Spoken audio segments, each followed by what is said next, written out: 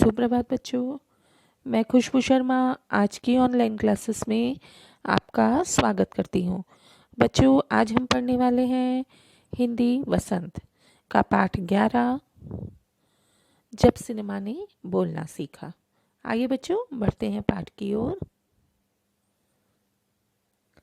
जब सिनेमा ने बोलना सीखा श्री प्रदीप तिवारी द्वारा लिखा एक निबंध है।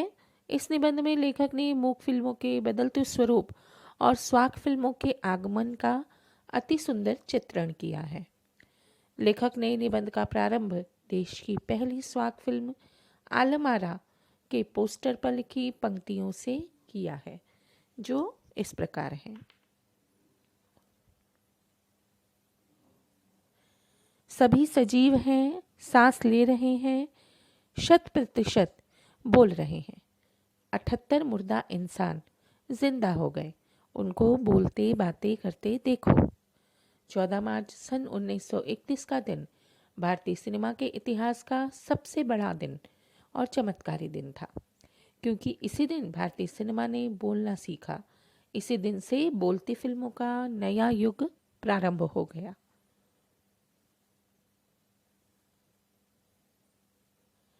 प्रथम बोलती फिल्म का नाम आलम आरा था।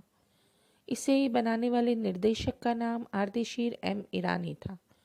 उन्होंने सन 1929 में हॉलीवुड की एक बोलती फिल्म शोबॉट देखी और बोलती फिल्म बनाने का निश्चय कर लिया।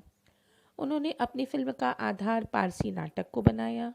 इस नाटक के कई गीत ज्यों के त्यों फिल्म में ले लिए गए। आलम आरा का संगीत उस समय डिस्क फॉर्म में रिकॉर्ड नहीं किया जा सका था। फिल्म की शूटिंग शुरू हुई तो साउंड के कारण इसकी शूटिंग रात को करनी पड़ी। आलम आरा की शूटिंग रात में करने के कारण इसमें कृत्रिम प्रकाश की व्यवस्था की गई।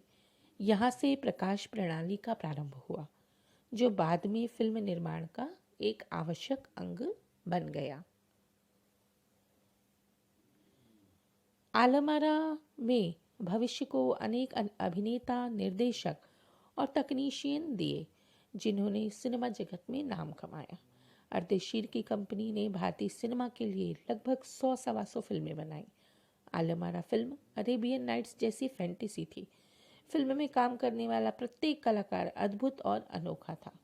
फिल्म की नायिका जुबेदा और नायक विट्ठल थे।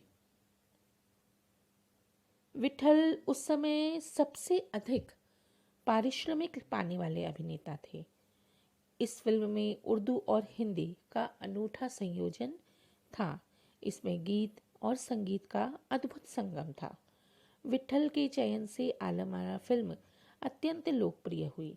विट्ठल का चयन पहले नायक के रूप में किया गया था, लेकिन उर्दू ठीक से न बोल पाने के कारण उन्हें निकाल दिया गया था। इस बात से दुखी होकर उन्होंने न्यायालय की शरण ली। उनका मुकदमा उस समय के जाने माने वकील मोहम्मद अली जिन्ना ने लड़ा और वह मुकदमा जीत भी गए। तब वे भारत की पहली स्वाक फिल्म के अभिनेता बने। इसके बाद उन्होंने अपनी फिल्म में नायक और स्टंटमैन के रूप में सक्रिय भूमिकाएं निभाईं। उस समय उनके साथ आलम आरा में सोहराब मोदो, पृथ्वीराज कपूर, याकुल और जगदीश सेवी जैसे अभिनेता भी थे। आगे चल के ये अभिनेता भारतीय फिल्म उद्योग के आधार स्तंभ बने। आलम आरा का प्रदर्शन 14 मार्च सन 1931 को मुंबई के मैजेस्टिक सिनेमा हॉल में किया हो गया। यह फिल्म 8 सप्ताह तक हाउसफुल चली। इसे देखने के लिए लोगों की भीड़ लगी रहती थी। भीड़ इतनी उमड़ती थी कि पुलिस नियंत्रण से बाहर भी चली जाती थी। समीक्षकों ने उस समय इस फिल्म को भड़कीली फैंटेसी फिल्म करार दिया। यह फिल्म 10,000 फुट लंबी थी। इसे बनाने में कुल 4 महीनों का समय लगा।